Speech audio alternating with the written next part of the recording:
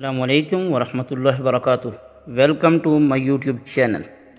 آج کی اس ویڈیو میں ہم آپ کو امام حسن بصری اور ان کے ایک پڑوسی مشہور آتش پرست شمعون کا واقعہ بیان کریں گے۔ خواجہ حسن بصری کا ایک پڑوسی تھا اور وہ آتش پرست تھا، اس کا نام شمعون تھا۔ وہ 70 سال تک آتش پرستی میں مشہور رہا۔ آخری عمر میں وہ بیمار پڑ گیا۔ کئی روز گزر گئے، عمدہ علاج اور تدابیر بھی اسے صحت یاب نہ کر سکیں، تو ایک روز خواجہ حسن بصری اس کی عیادت کے لیے گئے۔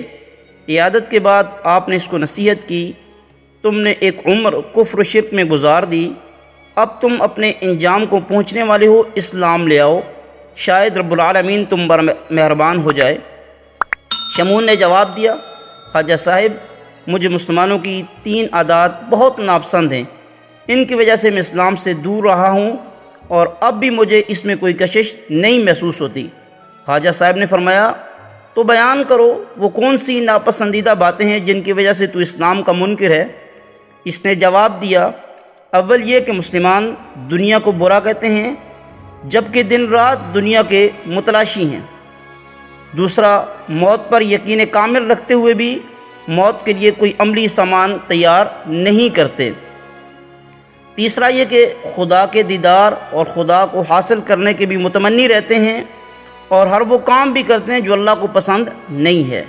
خواجہ حسن بصری نے جواب دیا، تمہاری گفتگو بڑی اچھی ہے، اس میں حق شناسی کی دلیلیں ہیں، مگر یہ بتا کہ تو نے صرف ان باتوں کی وجہ سے 70 برس آتش پرستی میں برباد کر دیے، جبکہ ایک مسلمان اور کچھ نہ کرے کم از کم خدا کی وحدانیت پر تو یقین رکھتا ہے، اور اس بات سے اس کو خدا کا قرب تو ملے گا۔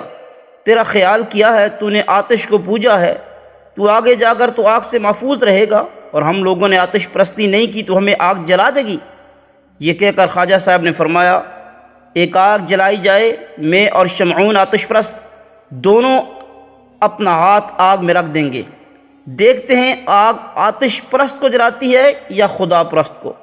یہ کہہ کر جلتی آگ میں خواجہ صاحب نے اپنا ہاتھ رکھ دیا، مگر خدا کے فضل سے آگ نے آپ کو کوئی ضرر نہ پہنچایا۔ شمعون نے یہ روح پرور منظر دیکھا تو اس کا دل ہدایت الہی سے منور ہو گیا، اور فوراً خواجہ حسن بصری رحمہ اللہ کے آگے ہاتھ جوڑ کر بولا، حضرت اسی وقت کلمہ پڑھا کے مجھے مسلمان کیجیے۔ کفر شرک میں ایک عمر بسر کی ہے، چند سانس باقی ہیں، کیا خبر یہ گھڑی پھر نصیب ہو یا نہ ہو۔ اس کے ساتھ یہ مطالبہ کیا، اگر میں خدا پر ایمان لے آؤں تو کیا آپ مجھے گارنٹی دے سکتے ہیں کہ میں عذاب الہی سے بچ جاؤں گا؟ خواجہ صاحب نے فرمایا، کیوں نہیں، میں تمہیں لکھ کر دیتا ہوں کہ اگر تم مسلمان ہو جاؤ تو خدا تمہیں ضرور بخش دے گا۔ چنانچہ ایک اقرار نامہ تیار کیا گیا جس پر خواجہ حسن بصری اور دیگر عادل حضرات کے دستخط بطور گواہ کے رقم کیے گئے۔ پھر شمعون نے کلمہ پڑھا اور مسلمان ہو گیا۔ ادھر وہ مسلمان ہوا، ادھر اس کی روح قفس عنصری سے پرواز کر گئی۔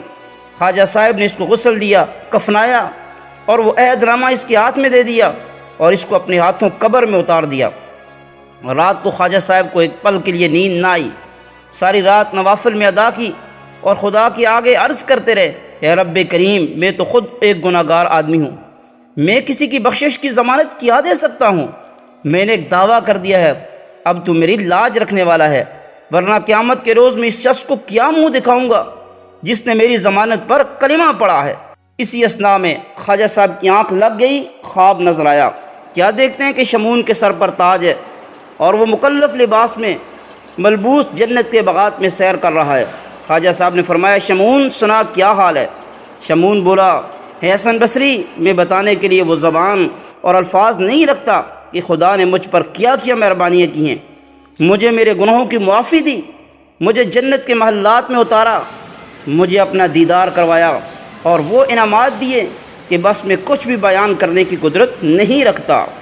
پھر اس نے وہ عہد نامہ حضرت حسن بصری کو واپس کر دیا اور کہا، اب آپ پر کوئی ذمہ داری نہیں، آپ ہر ضمانت سے بری ہیں۔